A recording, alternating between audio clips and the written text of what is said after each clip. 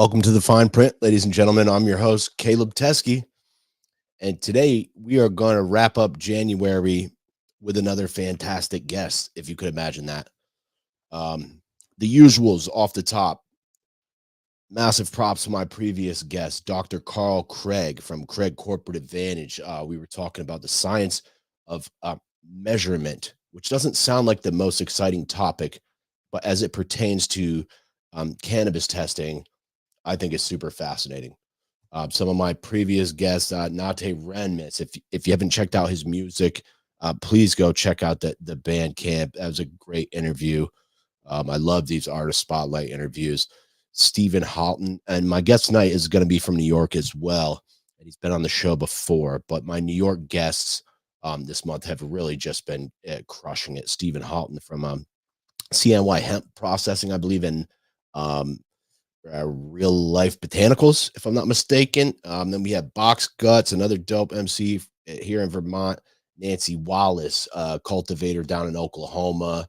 I also, since we're doing New York, I want to shout out Joseph Calderon at Grateful Valley Farm, also part of the Cannabis Farmers Alliance with Stephen Halton. And I've really had a blast. And since we're on the New York tip, let me just slap one up there for the law office of Paula Collins. I know my guest tonight has been in contact with her, and I thought that was a phenomenal interview. And then just a couple of things we got coming up on Thursday. I've got the founder of Normal, Keith Stroop. I think that's going to be a phenomenal interview. On Sunday, I've got my homegirl, Gina Tron, and I'm not going to spoil any of that.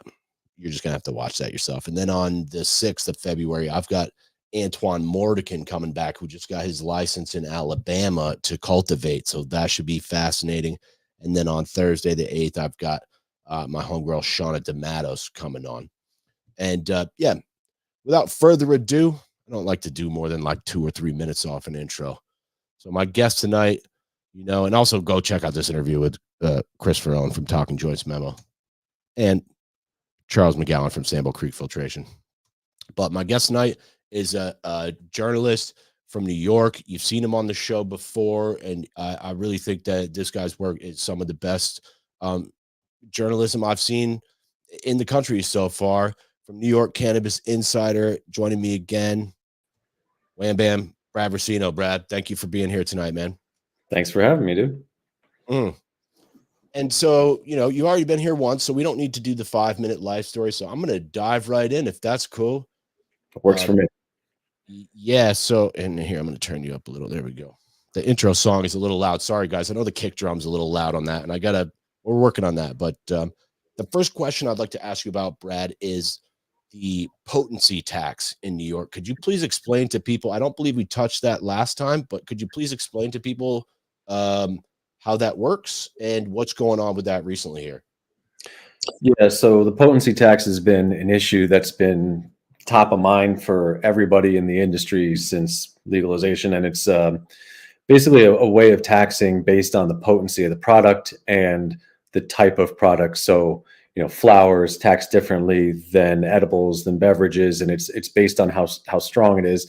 But the problem from the get-go has been that with this way of taxing, it's adding costs that are doubled from the cultivator to the retailer, then ultimately onto the consumer, where at the end of the day, the consumer is paying extremely high taxes in New York compared to other states, anywhere from 25 to 35% effective tax rate. And this is a problem because, as you know, in New York, the thing from day one has been competing with the illicit market. And when the unlicensed market can sell an eighth of flower for $20, but then you add the potency tax here with the legal stores and they're selling it for $60, it's like, who's going to give up their plug and go to the legal side when you're paying that much? So this has been the number one issue for CANI. The Cannabis Association in New York has been lobbying. That was like their lobby day in Albany last year. That was their number one priority, was repeal this potency tax. Basically, everybody hated it. And so the Governor Hochul, in her State of the State recently, said that she was going to repeal this tax, but the replacement for it is now becoming a hot button topic. Her suggested replacement is a 9% wholesale tax. And we've been kind of publishing some guest columns from tax attorneys and accountants and others saying it's the right step to repeal the potency tax, but now we really got to talk about this replacement, because this replacement is not going to work. And the governor's office and the state contend that this 9% wholesale tax will effectively add up to a 15% tax at the retail level. But that's not really true. What it's going to end up being is anywhere from about 23 to 25% tax for the consumer. And so people are like, great, good job repealing it, but this is still not going to work when you have an effective tax rate for the consumer that's still higher than so many other states that have legalized. Like, what's going to stop people just from going over the border or yada yada. So that's kind of where we're at right now. Is the governor's office, I think, is listening to this feedback, and it's not set in stone that this 9% is going to be what it's going to be at the end of the day. There are some other political leaders in the state who have their own ideas and who have put forth, things like 2% or 3%. So we're going to see kind of where that goes over the coming maybe month or so of what it eventually ends up being. But from what I'm hearing from everybody in the industry, 9% is still way too high. And I was one of these people too, who was like, oh yeah, they're getting rid of the potency tax. Cool, because that's clearly a fucking terrible idea, in my opinion, my humble opinion. But in this case, it seems like maybe the cure has more side effects than the disease or something. I don't know if that's a fair way to say it. But. Yeah. It's like, I think, I don't know if this is like this in other states, but the 9% tax, like when the cultivator sells to the retailer, then the retailer is going to double that to pass on to the consumer. And so it's not 9%. And, I'm not an accountant. I'm not an expert at all. When it taxes, my eyes kind of glaze over when we talk about these things, but I kind of have to know a little bit about it. But I'm just hearing from everybody that this is not going to work as is. And I'm in that same boat too. I try to learn a little about everything, but it's really hard to know everything about everything. Yep.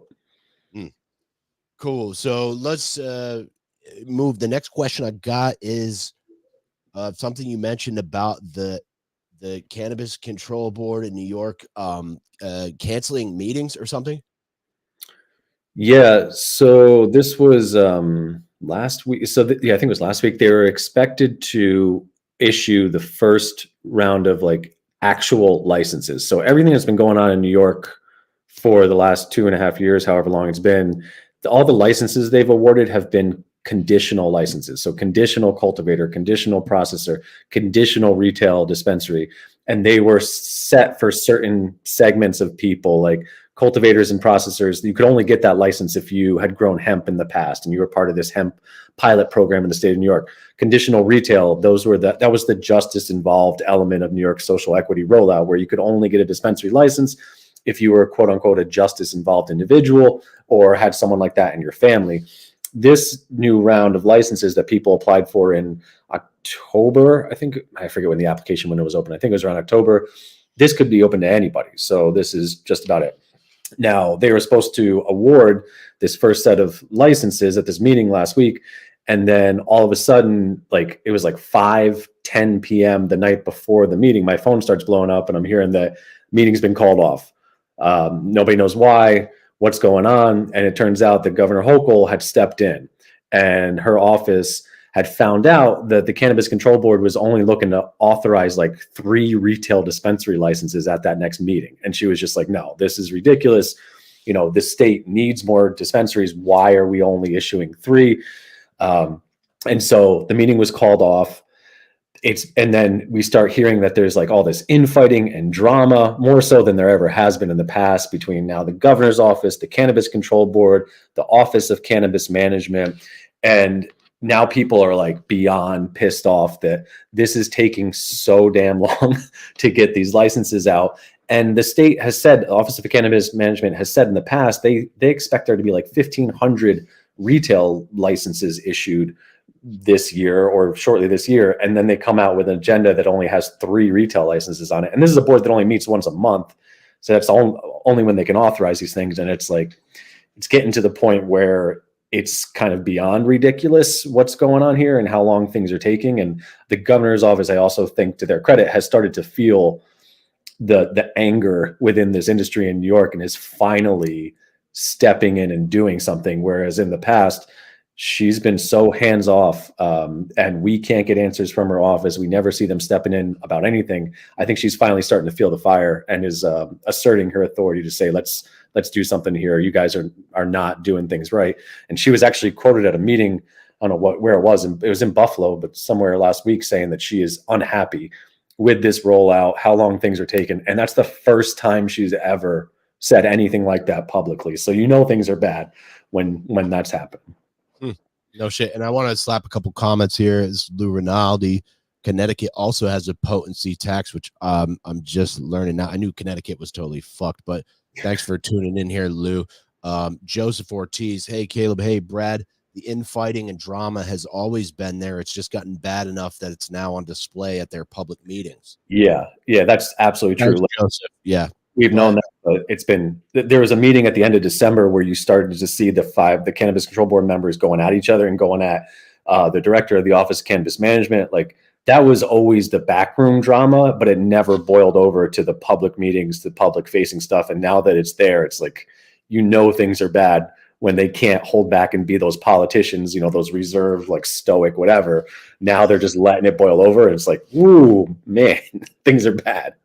Yeah, and I believe you said there was this lack of disconnect where, like, the chair of the board didn't even know these meetings were being canceled or something.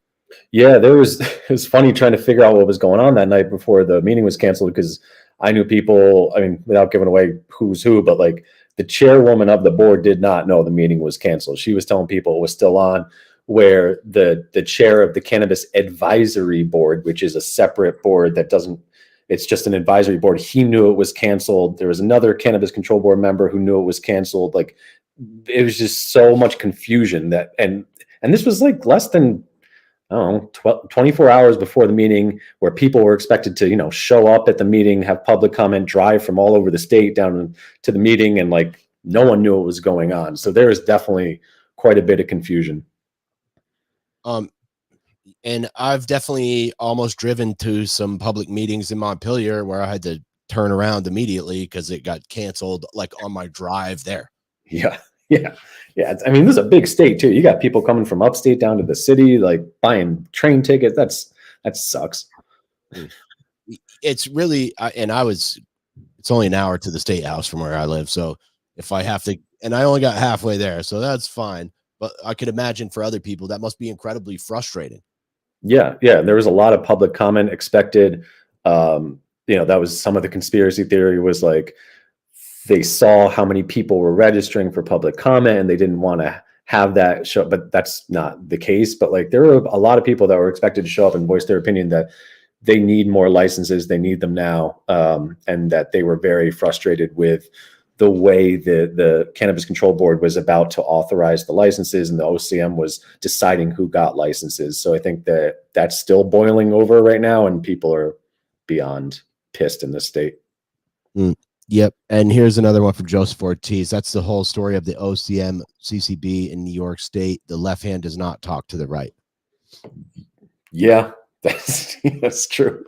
Thanks. And I feel like maybe Stephen Halton talked. Oh boy, I'd have to go pull up his comments. I can't remember exactly what he said, but I believe he also mentioned this stuff about the public meetings. And also another thing I think he mentioned was that a lot of the New York farmers, and we might have talked about this last time, but he said a lot of them, the cultivators, I think it's AUCC. Is that yeah. Okay. So a lot of them maybe produce product and then we're told, hey, there's going to be this many dispensaries open.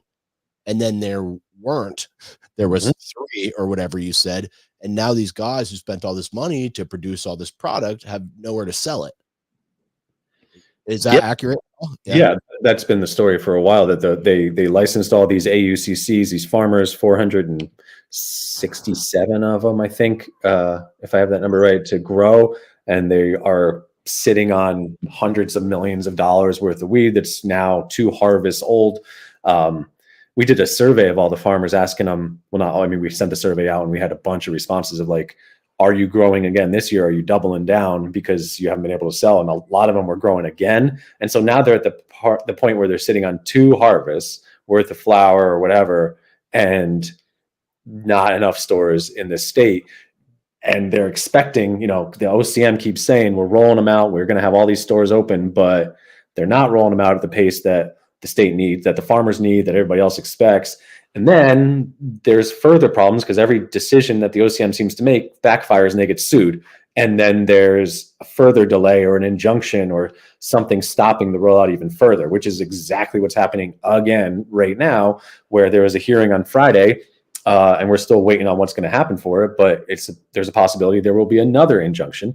And then they got sued again yesterday by another group of people looking for an injunction because of the way they're licensing. And it's like, it's just never-ending cascade of just lawsuits, and the OCM and everybody in the governor's office wants to blame a lot of the stalled rollout on these lawsuits. But it's also like, well, you kind of set yourself up for them with the decisions that you've made that you've been warned about by this entire industry the entire time. And now you're like, oh, they're suing us. It's like, well, yeah, everyone knew this was coming because of the decisions that you made. So bunch of bull. Yeah, and let me do a shameless slap here. I'm supposed to do this every like 15 minutes. Brad Racino, New York Cannabis Insider, and also like Syracuse something, right? Syracuse.com, yeah. Cool. And yeah, word up to Sean Tian too, who's also been doing some great work with you guys. And boy, what a shit show. And I suspected New York would be one of the biggest shit shows. I thought California, maybe when Texas comes online, we can talk about that. But yeah. Well, in Texas, it'll probably be much more hands-off, libertarian, do whatever you will. Here in New York, it's the most hands-on thing ever, where you have this agency that is staffed by people who are just advocates. Like they're instituting their own belief system into this industry, despite the fact that their job is supposed to be on paper instituting a law that was pretty well laid out and crafted over years, between politicians, and they're kind of taking it upon themselves to just do what they want and not listen to the people in this industry. Like nobody at the OCM is really in this industry or the Cannabis Control Board. So it's like you got a lot of not saying that they're bad people. Like I've met a lot of them, they're nice people, but they're not from within this industry, and yet they're overseeing it and trying to tell everybody in the industry how it should be run. And that's a recipe for disaster. You heard it here first on the fine print. Yeah. And that's sort of how I feel here in Vermont. I like 2 of the 3 members on the control board. They don't have no weed experience, though. They don't know about this stuff. Well, actually, one guy does. The one guy I don't like doesn't know a fucking thing. So, it seemed like the advisory committee all the way to the consulting firms had very little cannabis experience. And now they're crafting out this entire market and making all the rules and ignoring, in my opinion, a lot of the good advice that came from the legacy guys that were trying to tell them how to do this the right way. Yeah. Yeah. And I think that's government, right? You're going to have people who don't know everything about whatever industry or sector they're overseeing. That's fine. And that can be expected. But like when you're not listening to the people who are in it, that's, I think, where the major problems come in. And to your point, legacy in New York is fed up at this point with the OCM. The OCM, the Office of Cannabis Management, has said time and again, like folding in legacy, bringing them in, hearing from them is a priority, but it has not been. And we're hearing from them more and more, people who have been watching this for years and have never wanted to speak out because they're saying, if I speak out, I'm jeopardizing my chance at maybe going legit, getting a license, entering this market. And now they're just throwing their hands up and being like, you know what? Fuck it. Like it's the time we talk. It's time we get this all out there. So we're talking to those people right now who are about to like share their stories of everything they've gone through, everything they've given up, all the trust they've put into the state. And yet here they are twiddling their thumbs, like with nothing to show for it. And they're like, why did I do this?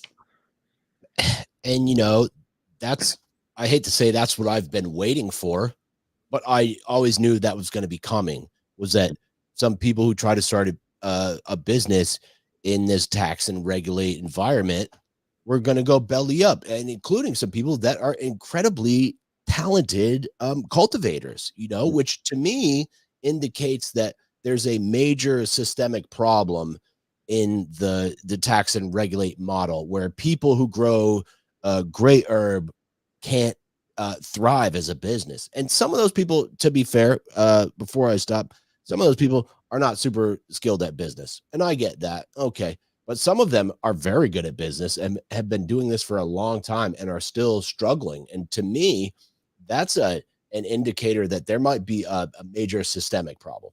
Yeah. I think that's true. It's there's just so many issues that have been piling up since the beginning, and now they're starting to just cascade. And I don't know when it stops or what the fix is, but it's like a race to the bottom of just anger and frustration, and people going out of business, or talking about the tens of thousands, hundreds of thousands, even millions that they've invested, that it's just gone because of everything that has gone wrong with this rollout. And it's sad, man. It is sad. And I want to slap this other comment up here from Joseph Ortiz. I'm not sure exactly what you mean, but he said they should be converting the flower to concentrates. Then you have a longer shelf life for any potential lawsuits or incompetence from the growing bodies or governing bodies. Sorry. And I kind of know what you mean there. Yeah, obviously, making hash will keep your shit longer on the shelf. But also, do you need a separate license for that? If you're a cultivator, do you need a processing license? So processors are the ones that usually do the converting to, oils and edible, all that stuff. So yeah, I think cultivators are allowed to just do flower, pre-rolls, one other thing that I'm forgetting now. But no, yeah, basically if you got like 1,000 pounds of flower and you want to convert it to distill or something, you're working with a processor. But then the question is, and the problem with that is a lot of processors in the state are not paying the cultivators, or they're doing things on comp of like, give us this and we'll split it, whatever, 60-40, 70-30 when it's sold. And so these cultivators aren't getting paid. There's a lot of that stuff happening now with like the money flow, because nobody has any money. So retailers aren't paying cultivators, processors aren't paying cultivators. Like it's this stuff where it's at the point now where like sheriffs are getting involved, people's stuff is getting seized and like taken back. There's talk of lawsuits against like different elements of this industry, whether it's processors or retailers or cultivators, and like, because nobody has any money. So like that's a major problem as well, that stops kind of I know what Joe's talking about, but like, yeah, there's a lot of issues there. The AUCCs should have, and these are the adult use cultivation licenses, right? Conditional cultivators, yeah, the growers. So the AUCCs should have been moving it to a processor so their flower has longer shelf life. Sorry, didn't elaborate before. Thanks, Joseph, for clearing that up, man. Yeah. All right, I'm gonna move to the next one, and the next one is something about an article by a guy named Joe Rossi, and maybe something about New York switching to a lottery system. Yeah. So Joe is a lobbyist and very involved in cannabis here in New York, and he was working with Canny before. He's no longer, but Joe wrote a guest column for us. He's just fed up with the shifting kind of goalposts that this agency has had since its inception, and this is just the latest iteration of it, where they're expected to license a bunch of people, and then a few weeks before, month before they're supposed to license, they come up with this list of everyone who applied for licenses, and it's a lottery basically. Like they're gonna go down this list and check off who has filled out the application right, who hits all the qualifications, and then just start awarding licenses. But that was never the expectation. And so not only that, like if you were a social equity applicant in this current round, you got 3 positions on this list. So your name is on the list 3 times. And people are just like, what the hell? Like, so there are people who have like built out their locations, had them been paying leases or whatever on them for forever, who are ready to open tomorrow. And yet they are now up against people who may have just decided to apply last week and have nothing other than the application, the willingness to pay the fee. And if that person is a social equity applicant, they're up there 3 times. And so there's a lot of anger right now of like, what the hell is this state doing? Like, do you want this market to open? Do you want it to roll out? Or do you want to, fit your agenda, which is a lot of it is optics of social justice, progressive, but also like there is capitalism at work here as well, like a reality. And so that's what Joe's thing was about, is just issue everyone a goddamn license and let's open, and stop with these kind of games that you're changing things last minute, costing people more money. And that's what we just saw. I mean, there was a lawsuit yesterday over this, the way that they did this, because it wasn't expected. It was never talked about before. And then it just out of the blue, this is now how they're doing it. Have never talked about before. No. So the way that they are issuing these licenses right now was never part of a plan, was never discussed, was never in an FAQ. They changed the number of licenses they said they were going to give out. Originally, it was 500. Now they're saying 250. They just keep changing. And then they tell everybody that questions them that they're wrong. It's almost like gaslighting. Like, oh, I don't know what you're talking about. We've always said this. But then you go back to their documents or whatever they've said in public. It's like, no, you didn't. You said right here that something completely different. And this is not the first time that this has happened. Like, there was a major timeline shift early on in New York where we quoted Chris Alexander, the executive director of the OCM, who basically said, I think he was at like some meeting in Albany, where, we expect to roll out licenses at X date. And that date was like, I don't remember the time. It's like 6 months to a year longer than what everyone had thought was going to happen originally, based on what the state had said. So it's just like, for a business owner to try and plan anything in this state around the state having a timeline, having a set plan, and being transparent is impossible. Like, I cannot, unless you got a lot of money to burn and you just don't care, like, you're just losing money hoping that this state is going to be true to what it originally said, but then they never are. And, in my personal opinion, if you're waiting on the government to be true to what they originally said, yeah, it's kind of maybe I wouldn't hold my breath on that one. Yeah, so much of this is self-inflicted. Like, I've been watching this since day one. This has been, my only job is just concentrate on New York, monitor what's going on. And it's like, so much of this just did not need to happen. And I don't know why. I mean, these people are smart. Like, the people who are at the Office of Cannabis Management are not dummies. Like, these are smart people. I just don't understand why this continues to happen over and over and over, when they are surrounded by a lot of very smart people in this industry, willing to help, willing to give advice, offering their advice, showing up at meetings, talking to these people on the side, and just, I don't know if it's ego or if there's something else at play or what it is, but like, it's just so self-inflicted time and time again. Here's Joseph. I'm going to keep reading your comments, Joseph. This is the OCM's issue of their left hand not talking to the right, perfectly displayed. And then he said, I don't think they realize their meetings are being recorded. Ego. Yeah.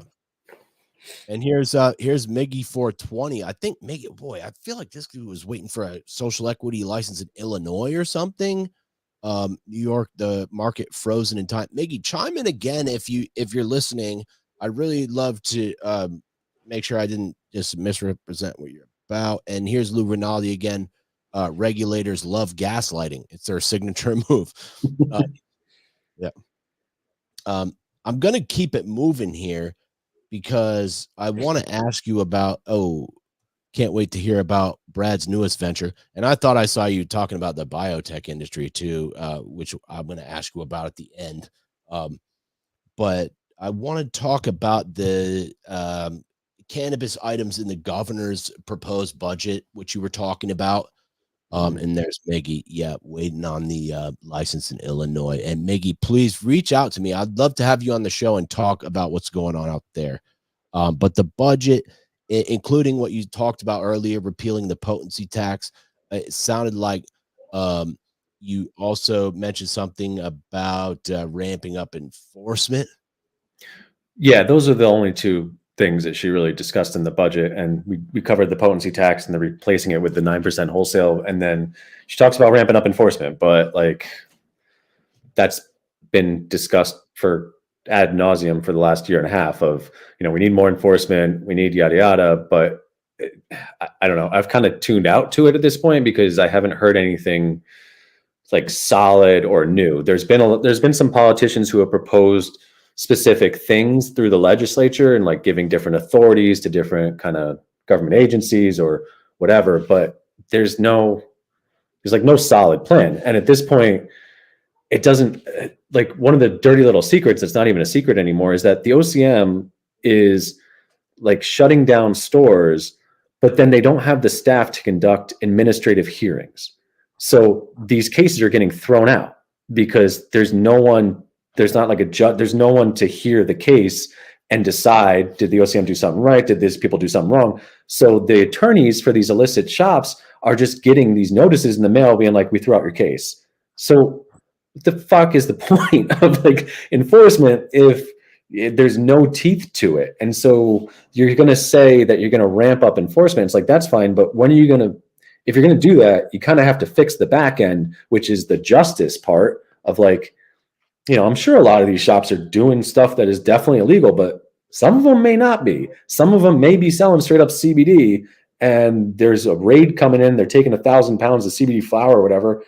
And like where, there needs to be a hearing to determine, is that true? And if you're not having those hearings, then there's just nothing to do. So it's a lot of like show, it's like a dog and pony show. Look at what we did. We shut down these shops. Go visit them 3 days later. They're back open. So if you in the governor's thing, it's like we might give more money. It's always more money. We need, we're going to give more money to the OCM. It's like we need more taxpayer money. Like, well, sorry to cut you off, but isn't that always the answer? Just give them more money. Yep, more money. We need more money. We're understaffed. And like, look, I've covered a lot of different agencies in California and in Missouri when I was there for a little bit, and now here looking around a lot. Like, it's not like they have a huge $1 trillion budget, but they have a $65 million budget with 150 people in their staff. Like, that's a lot of money. And if you're like, now, how much more do you need to give them for enforcement? Like, what are you talking? 10 million, 20 million? The OCM just spent $11 million. Like, that's whatever, 8% of their budget. They paid Google to create their application system, like for the portal for people to apply for this. So like, that was my next question, Brad. You did my next segue for me, because I'd really love if you could just give us some of the info on that. I've never heard that. I've talked to guests in 26 states now, in Canada and Sweden, and you're the first person to mention something like that, and it super caught my attention. Yeah, it's a lot of money for an agency that complains about not having money. I don't know what an $11 million, I mean, hopefully one day we will, and once the foils are done, but like what an $11 million contract looks like with Google to create something. To be fair, it may be that Google created their entire application system from this point forward. They never have to pay this company again. This is like the next 50 years, they're set. I highly doubt that's the case, but that's what we know right now is in the annual report that the OCM put out at the end of 2023. They had a list of some of their big expenditures, and that one caught my eye because it was top of the list of $11 million when your budget is 64 is humongous. So I don't know. We'll find out. We're trying to find out a little bit more about that now and what's going on with it. But at the end of the day, it's like, to your point, it's always more money, more money, more money. Yeah. Here's Joseph again. I'm going to keep reading him. Joseph, it's for show, always has been. They don't plan on shutting those shops down if there's tax money to be made off them. Aside from the fraud committed in mislabeling transactions, they clearly don't care about the legacy shops. If they did care, they'd go all gangbusters on them and actually shut them down. Yeah, I mean, any thoughts there, Brad? Yeah, it's I mean, it's very complicated to, I think, shut these things down. You can't just walk in and padlock them. There needs to be, what agency has the authority? What is their authority? So like, if OCM's going in, it's because there's unlicensed sale of weed. If the Department of Taxation and Finance is going in, then there needs to be something about taxes and their books or whatever. If the NYPD is going in, it's for like, so there's been a huge disconnect of like, who is taking the lead here? Who has the authority? And are these agencies talking to each other? And they're not.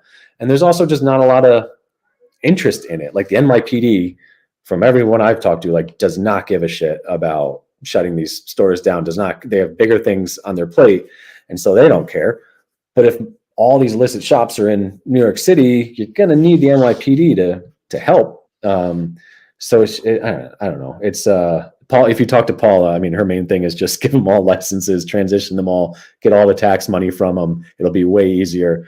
But people laugh at her for that idea. But it's like, I don't know. I liked her thoughts on, and I think she has a little bit of a vested interest because she's a tax attorney. But also, I think that she's absolutely right.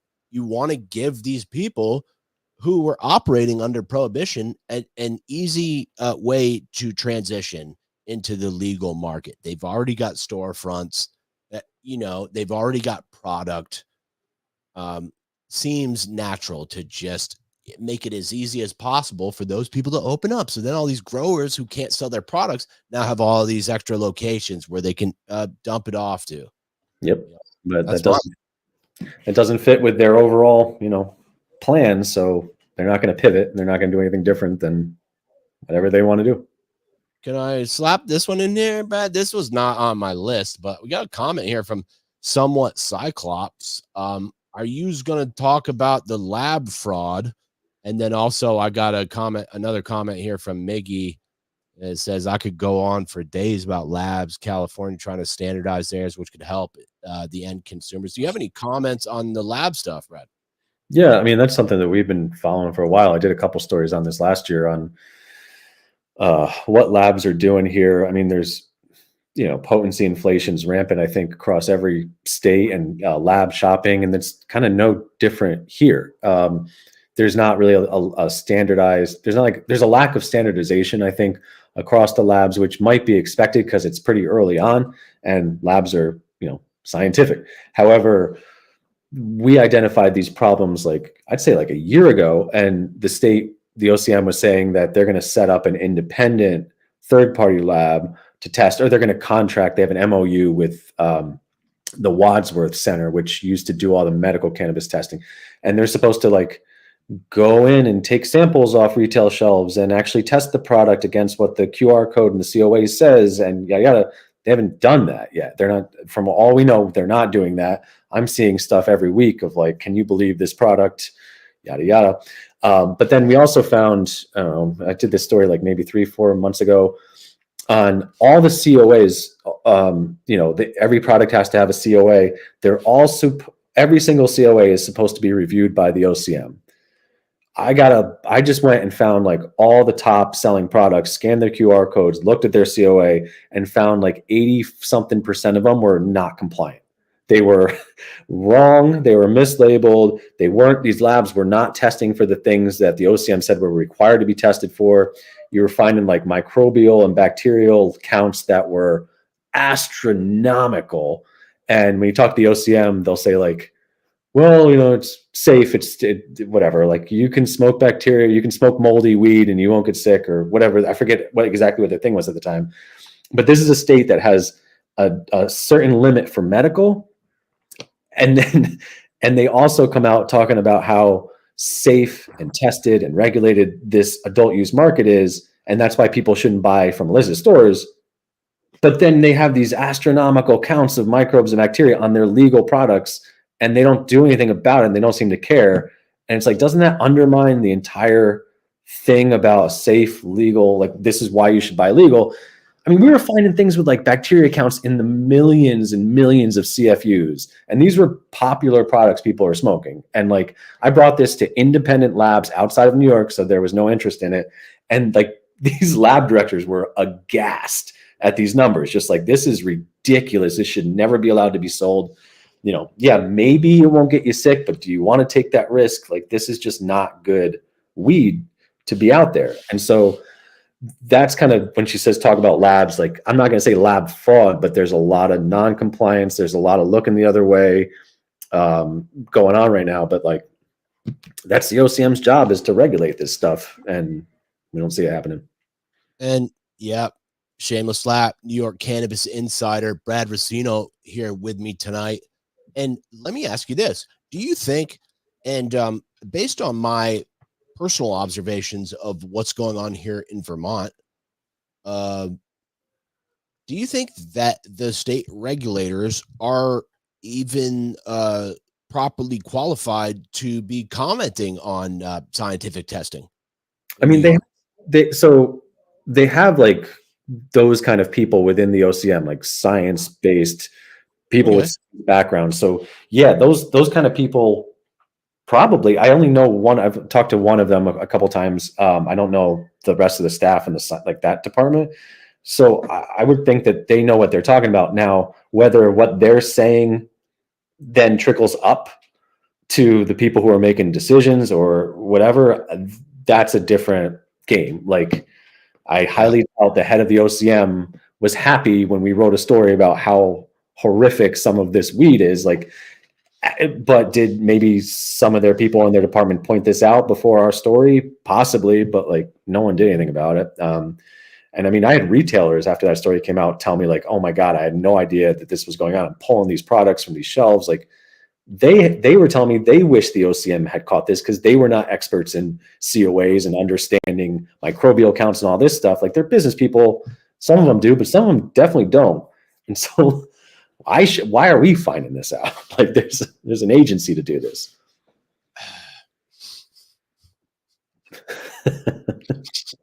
Great question, Brad.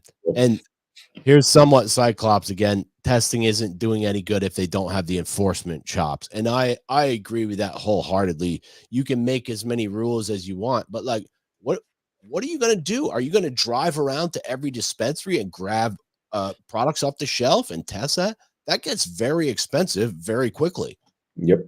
Yeah. I mean, I would think the first thing to do is just look at the COAs. Like, the OCM, like I said, they get every COA for every product. There is no reason that they cannot be just noticing red flags on these things and asking for explanations before they hit the shelves. I mean, COAs are whatever, like 8 to 12 pages of lab results. If you're getting a COA that's 1 page, you should instantly know, like, something's missing here. We need to go back. You didn't test for pesticides, heavy metals. Like, you didn't do all this stuff that you're supposed to do. That's part of this safe and regulated system. They're not doing it. So yeah, it's crazy. Let me throw another question at you here from Miggy, please. When is the New York board meet up again? They just delayed their meeting, which we talked about earlier, which means delaying the market, or did I miss that part of the combo? And I think you did, but do you know when the next meeting is, Brad? Nope, they have not announced it. They canceled this last one and then nothing yet. I mean, I would expect sometime in the next few weeks, probably, but if they canceled this because the governor wasn't happy that they did not issue enough licenses. So if they're going to try and make the governor happy and they got to issue a ton of licenses, I don't know what they're going to be doing internally over the next however long to determine that these licensees that are going to be good to go. Like, are they going to issue 500 licenses? If so, then they probably have a lot of work to do to get those people, like, to do the due diligence on those people and their applications. So I honestly have no idea. I mean, I'll put it out there when we know, but I don't think anybody knows. Yo, and definitely check out, whoever's listening, Brad usually posts all this shit on LinkedIn. He's got a great following there, and releases a lot of pertinent stories that are very timely. And I just a shameless slap for you. You get your stories out quick, man, and they're always like right when I need them to be. And I really appreciate that about your work. Thank you. Yeah, and here we go. I'm going to slap a couple more up here. And I only got a couple more questions for you, but I do have some comments. I've worked a lab fraud story across several markets, and I believe it if you want some pretty visualizations for the data, let me know. And I'd like that. I don't know if that person is talking to you or me, but I would like that. Let's see. Do they have sanction actions built into regulations and rules to move against fraudulent labs or repeat cultivator producer offenders? Is anyone looking at the results? It's a good question. So the last story we did about these non-compliant labs, the OCM had said that they did take action against some of them, forcing those labs to farm out certain types of tests to other labs. So, but I haven't heard anything about that since. So, but also that's on me because I haven't followed up and actually asked. But I have not heard of any of the labs that are licensed in the state of New York having anything significant happen to them in terms of sanctions or regulatory enforcement. It's possible I missed it and no one told me about anything, but I haven't heard that at all. Yeah, and that's a great question. That's a tough question right there. Thanks for tuning in somewhat, Cyclops.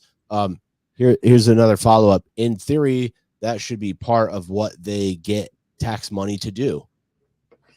Yeah, I mean, if it's part of their mission and it's on paper that this is what they do, then yeah. Cool. And yeah, great question. Boy, that's a tough one. You handled that well, Brad. And I'm getting towards the end of my shit here, so I'm gonna do one more shameless slap. Is it popping up? Oh, there we go. Hey, New York Cannabis Insider, Brad Racino. Dude, thanks for being here again with me tonight, Brad. I always enjoy talking with you, and I've enjoyed talking with everyone in New York, Paula Collins, Joseph Calderon, Stephen Halton, getting a great picture of what's going on over there. And one other thing, yeah, we hit the Google stuff. Yeah. Well, that might be the end. I might be at the end. Are you investigating the biotech industry, though? I saw a post you put up the other day. And is that something that you're going to get into? Yeah, not investigating it. So it's basically I'm still doing Cannabis Insider and running all this, but I'm also branching out to start kind of another topic area of coverage for the paper for Syracuse.com. And it's kind of looking at the promise of this future economy in upstate New York, which from Buffalo to Syracuse to Albany, there's a lot, and Binghamton, I should say, there's a lot happening up here, a lot of investment, like billions and billions of dollars in investment, semiconductor, battery, AI, UAS stuff. So I'm kind of starting to examine that ecosystem and that industry and what's going on with it. And there's been a lot of bold promises from the number of jobs that are going to come up here to the federal and state funding. There's a lot of environmental concerns. I don't know, like there's this massive project coming to Syracuse, Micron. So I'm starting to develop that kind of topic area of coverage in addition to workforce development in and around this area of like, what kind of jobs are out there? What are people doing to get the workforce ready? How are they measuring their success? What are the promises and the failures? So it's like trying to find a way to examine this entire ecosystem in a way that no one's really covering this. And it's like, you talk about cannabis being a $5 billion industry. This is like $100 billion industry up here. So just trying to put those pieces together right now. I've been doing research for about a month and hoping to start publishing in a few weeks. But yeah, that's kind of my other thing. Man, you fucking move quick. Can I tell you something? I was just at the State House today talking about environmental concerns regarding semiconductor manufacturing. So perhaps we could circle back to this sometime, Brad. Yeah. Environmental concerns are also the only other thing I talk about other than the weed. So I'm going to pull myself back up. Look, Brad Racino, New York Cannabis Insider. I'm out of shit here. Did we forget anything that's really pressing that's on your mind? No, I don't think so. I think just with the number of lawsuits that are coming down, just watch every day to see what the decisions are going to be. Everyone's refreshing the pages on the judge's decisions here to see, is there going to be another injunction? Is it going to shut down things? Like what is going to happen? So that's kind of what that's the immediate, I think, thing that most people are watching. And then when the hell's the next board meeting and how many of these licenses are they going to give out? do you have any shameless plugs or shout outs that you'd like to give before we get out of here? Shameless plugs. No, not really. I think, yeah, I mean, I'll give some. So I follow people who've been doing some really great reporting in New York on cannabis. The city, Rosalind Adams, she's a reporter that she's been doing great work. I talked to Rosalind. Yeah, I'm sorry to cut you off, but I talked to Rosalind, and I hope she comes on the show too. Yep, peace. Yeah, she's good. And I saw the Buffalo News has started doing some coverage, which is really cool to see. And then this has nothing to do with cannabis, but like I just love this little nonprofit that was started by one of my friends from California, Hellgate in New York City. They're doing some really good accountability reporting on Eric Adams, the mayor, and kind of some of the stuff that's going on with him. And so I just say, all my shout outs will be journalism based because we need all the help we can get in journalism. Word up from Lou Rinaldi. Keep crushing it, Brad. We need more like you.